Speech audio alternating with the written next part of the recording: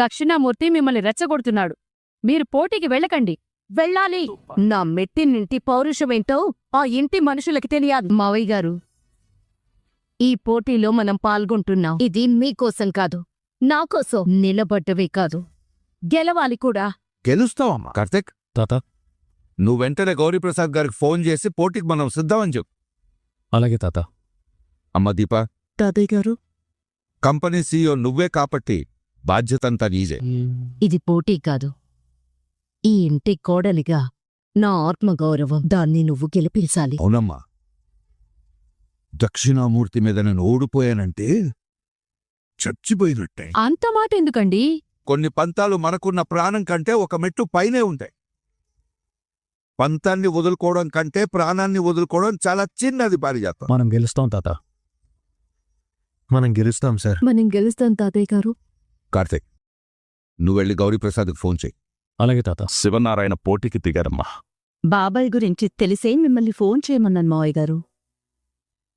ఓడిపోతే మళ్ళీ తలెత్తుకోలేను. మీ నమ్మకాన్ని ఎప్పటికీ పోగొట్టుకోను. శివనారాయణ మాటల మనిషి కాదమ్మా, చేతల మనిషి. అందుకే ఈ స్థాయికి ఎదిగారు. ఎక్కడ మొదలుపెట్టారో మళ్ళీ అక్కడికే రావాలి. మనమే తీసుకురావాలి మావయ్య గారు. వాడికి గొడవలు పోటీలంటే నచ్చ. అన్నిటికీ దూరంగా ఉంటాడు. కాని ఇప్పుడు యుద్ధానికి దిగాడు కదా మావయ్య గారు. నా భయం నీ గురించేనమ్మా. నాకేం కాదు. శివనారాయణ వల్ల నాకంటే నీకే ఎక్కువ నష్టం జరిగిందమ్మా. నా కూతురు నా అల్లుడు నా దగ్గరుంటే ఆ శివనారాయణకి ఈ దక్షిణామూర్తి అంటే ఏంటో చూపించేవా. నా కూతురు నా బలహీనత, అదే వాడి బలం. అందుకే నేనన్నీ వదిలేసి కలవాలని చాలా అడుగులు ఆ ఇంటివైపు వేశా. వెళ్ళిన ప్రతిసారి అవమానం తప్ప ఆప్యాయత కనిపించలేదు. బాధపడకండి మావయ్య గారు.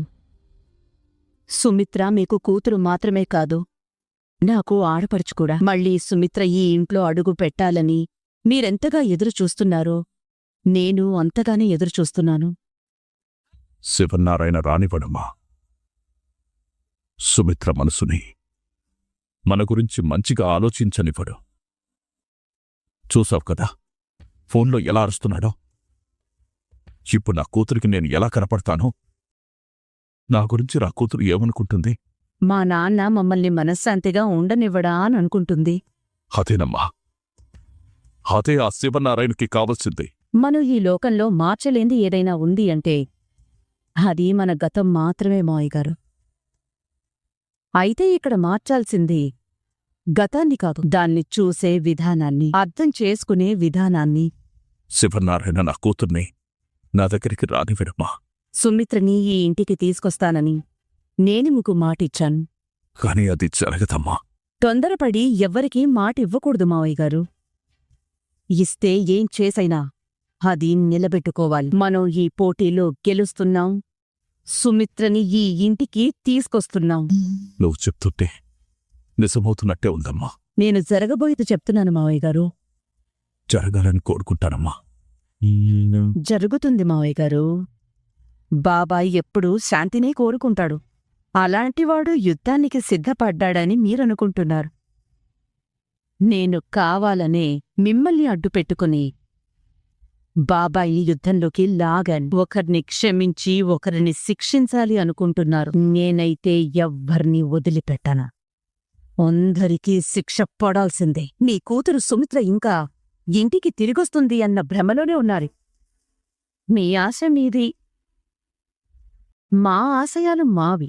నేను కోడల్నో పిల్లర్స్నో బద్దలు కొట్టాలనుకోవడం లేదు మావయ్య గారు.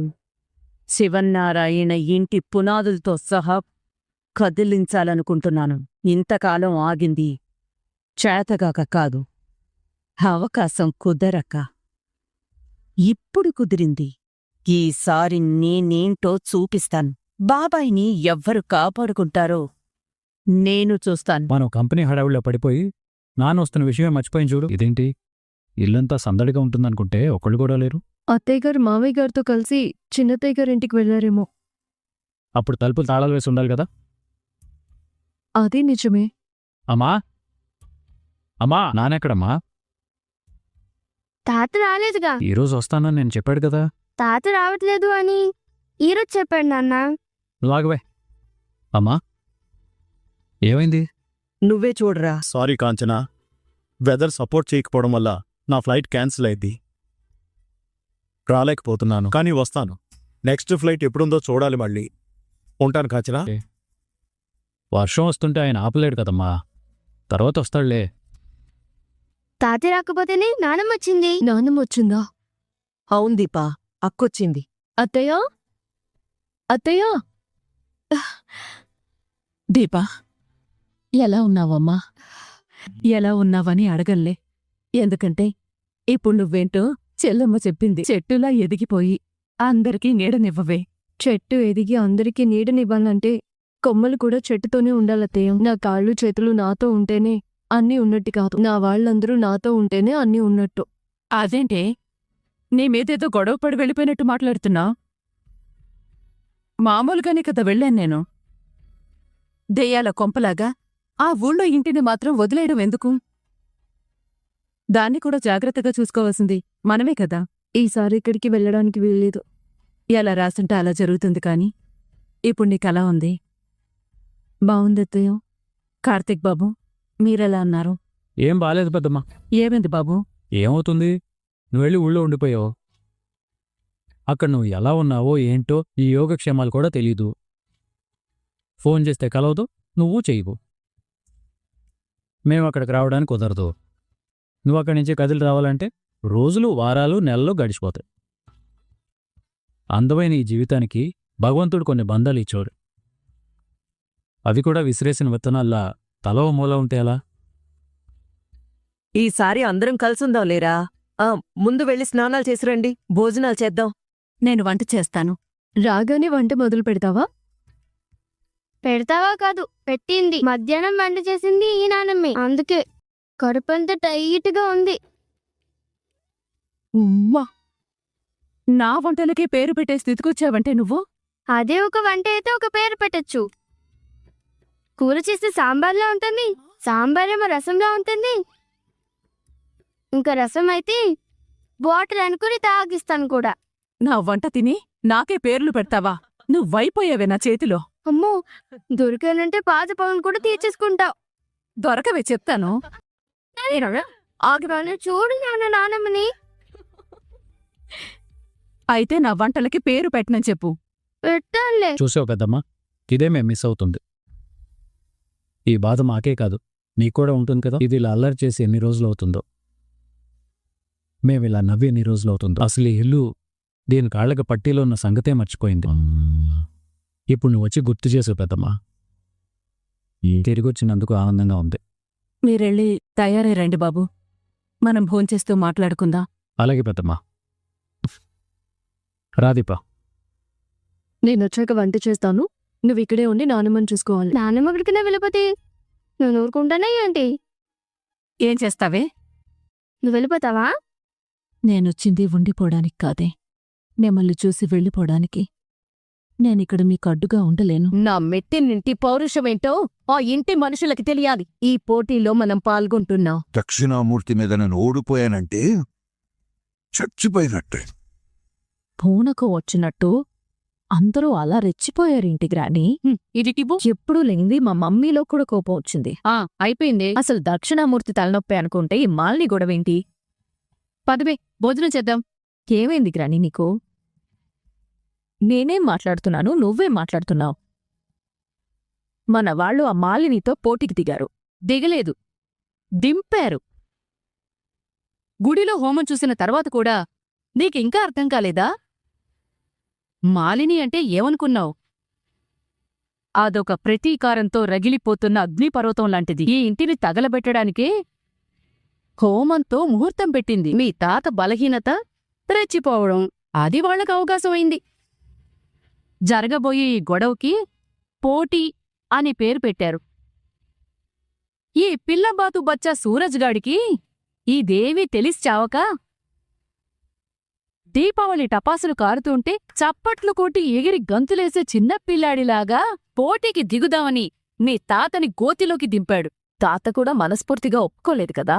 దక్షిణామూర్తి ఫోన్లో అన్న మాటలు విని మీ అమ్మ కూడా రెచ్చిపోయింది కదా. దానికి తోడి కార్తీక్ గాడు.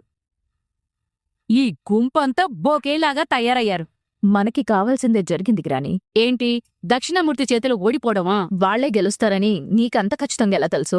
శత్రువు మన ముందుకొచ్చి రెచ్చగొడుతున్నాడు అంటే మనల్ని గెలిచే బలం వాడు సంపాదించుకున్నాడని అర్థం. దక్షిణామూర్తి బలమేంటి? మాలిని అంత పవర్ఫుల్లా? హా, అది రెండు వైపులా పదునున్న కత్తిలాంటిది. మీ తాతని బాబాయ్ అని పిలుస్తుందంటే ఏదో ఇల్లుని చక్కదిద్దుకునే ఫ్యామిలీ టైప్ అనుకున్నావు కదా? అది చీర కట్టుకున్న తుపాకీ లాంటిది, మెట్టెలు పెట్టుకున్న నాటు బాంబు లాంటిది. ఎంతైనా ఆడదే కదా? అది ఆడదే, కాని ఆడదు, ఆడిస్తుంది. ఇప్పుడు మనకి అలాంటిదే కావాలి. ఓడిపోడానికా? గ్రానీ, నువ్వు మా అత్త మాలినికి ఎలివేషన్ బాగానే ఇచ్చారు, కాని నేను మా అత్తలాగా డైరెక్ట్గా బ్యాటిల్ ఫీల్డ్లోకెళ్ళి యుద్ధం చేసే టైప్ కాదు. బ్యాక్ స్టాబింగ్ అంటే నేను ఎలా అయితే ఈ పోటీ వద్దన్నానో మా తాత కూడా అలాగే వద్దన్నాడు. కాని పోటీలో దిగుదామని మొదలుపెట్టింది ఎవరు? ఆ ఎల్కేజీ స్టూడెంట్ సూరజ్ గాడు. తాత బాధ్యత ఎవరికి అప్పజెప్పాడు? దీపకి. ఈ ఓటమి దేంతో సమానమన్నాడు? చావుతో. ఓడిపోతే ఎవరికి నష్టం? అంటే మీ తాతను చంపుతావా? దీప మీద తాతకున్న నమ్మకాన్ని చంపుతాను.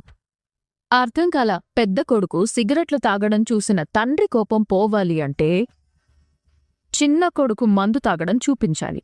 అప్పుడు పెద్ద కొడుకే నయమనిపిస్తాడు. ఇది అంతే. ఈ జ్యోత్స్న కంటే ఆ దీప బెటర్ అని సీఈఓని చేశారు కదా.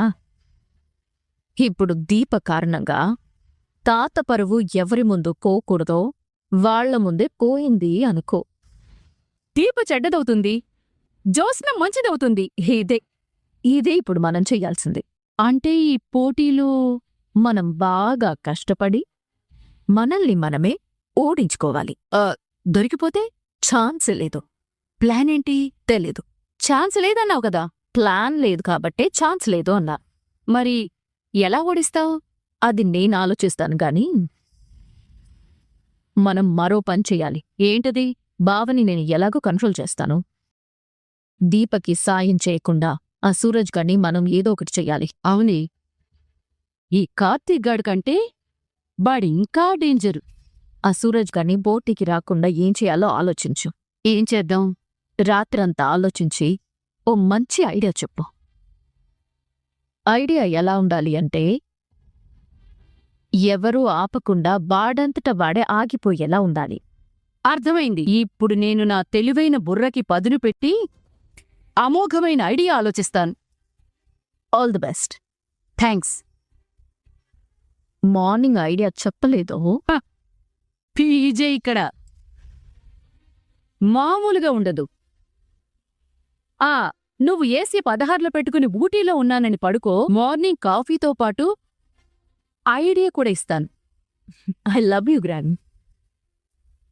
నువ్విచ్చే ఐడియా ఎలా ఉండాలంటే నాకు డిఏ అని పేరు పెట్టి ఈ లెజెండ్ జ్యోత్స్నని దీపకి అసిస్టెంట్గా చేసిన సూరజ్ గాడికి బావకి సినిమా కనిపించాలి. హిట్ ఐడియానే కావాలి. నీకు నేను హిట్ ఇవ్వను, బ్లాక్ బస్టర్ ఇస్తాను. ఓకేనా? ఇది గ్రాని అంటే. నరే కార్తీక్, నీ పెళ్ళానికి సపోర్ట్ చేసే ఎవ్వర్నీ కూడా మేం వదిలిపెట్టంరా. ఏంటక్క నువ్వు చెప్పేది? నేనెందుకు చెల్లెమ్మా ఇక్కడ? ఏమైంది అత్తయ్య? అక్క ఉదయాన్నే వెళ్ళిపోతుందంటే. వెళ్ళిపోని. అదేం దీపా, వెళ్ళిపోతున్నాను తెలియగానే ఉండమంటావనుకుంటే వెళ్ళిపోమంటావేంటి? అవును బావా, నేనేమి తన సొంత మేనకోడలి కాదు కదా. చిన్నప్పటినుంచి పరాయిదాన్లాగే చూసింది. ఇప్పుడు పరాయిదాన్నే అనుకుంటుంది. మతి లేకుండా మాట్లాడకే. మతిలేనప్పుడే మంచి మాటలు వస్తాయత్తా. నువ్వు పరైదాన్ని అనుకుంటే ఈ ఇంటి గుమ్మం నేను తొక్కుతానా? మరి నువ్వు వెళ్ళిపోవాలనుకుంటే ఎవరికి చెప్పాలి? నాకు చెప్పాలి కదా. ఊరికే వెళ్ళిపోతానంటే సరిపోదు. ఎందుకు వెళ్తున్నావో ఎక్కడికి వెళ్తున్నావో కూడా చెప్పాలి. ఎందుకంటే నాకు కావాలనిపించినప్పుడు, నేను చూడాలనుకున్నప్పుడు నేను నీ దగ్గరికి రావాలి కదా. నేనెక్కడికి పోతానే? ముత్యాలమ్మ గూడెం తప్ప అక్కడ ఎవరున్నారని పోవడానికి? నీ నాన్న కట్టించిన ఇల్లుంది కదే, ఆ ఇంట్లో ఉంటే నాకు నా తమ్ముడితో ఉన్నట్టే ఉంటుంది. నువ్వెక్కడికి వెళ్ళడానికి వీల్లేదత్తా. నన్ను పోనివ్వవే. నీ కాళ్ళకి అడ్డం తప్ప నా వల్ల నీకేం ఉపయోగం లేదు. నీకిష్టం లేదని చెప్పి వెళ్ళిపో, నేను అడ్డుకోను. నాకు కష్టంగా ఉంటుందని పోతానంటే నేను ఒప్పుకోను. నేను వెళ్ళేది రేపొద్దున కదా, చూద్దాంలేవే. ఏంటి చూసేది? నువ్వెక్కడికి వెళ్ళనని నాకు మాటివ్వు. నీకోసం వచ్చాను, తనివి తీరా చూసుకున్నాను. ఇంకా ఇక్కడుండి నేనేం చేస్తాను చెప్పు? నన్ను వెళ్ళనివ్వండి, నాకక్కడే బావుంటుంది. అయితే నిజంగానే వెళ్ళిపోతావా? అవన్నీ నీకెందుకే, పద భోంచేద్దాం. మాతో ఉండు నానమ్మా. నీకు మా అమ్మ ఉంది, నాన్నున్నాడు, చిన్ననాన్నమ్మ ఉంది, నేనున్నాను. అక్కడెవరున్నారు? నీకు నేను వద్దనుకున్నా, నాకు నువ్వు కావాలి నానమ్మా. నీకు వెళ్ళాలనిపిస్తే వెళ్ళు, కానీ మళ్ళీ వచ్చేయ్. కానీ అక్కడే ఉండిపోవద్దు. ఈ నానమ్మ నీకేమిచ్చిందని అంత ప్రేమ? నువ్వుంటే సరదాగా ఉంటుంది, మనిద్దరికి గొడవలు జరుగుతూ ఉంటాయి. నన్ను ఇల్లంతా పరిగెట్టిస్తావు, రేపు విమానం మూత ఎక్కిస్తావు, బుగ్గలు గులుతావు, తిడతావు. ఇవన్నీ ఎవరు చేస్తారు నానమ్మా? ఉండిపో నానమ్మా, నాకు ఇంకేమొద్దు, నువ్వు చాలు. అలాగే ఉండిపోతాను. ఎప్పుడైనా వెళ్లాల్సిన అవసరం వస్తే వెంటనే వెళ్ళొచ్చేస్తాను, సరేనా? మా మంచి నానమ్మ. ఆ మొత్తానికి అక్క మనవరాలు చెప్తేనే ఒప్పుకుంది. అత్త, భోజనం చేద్దాం రా బావా. రౌడీ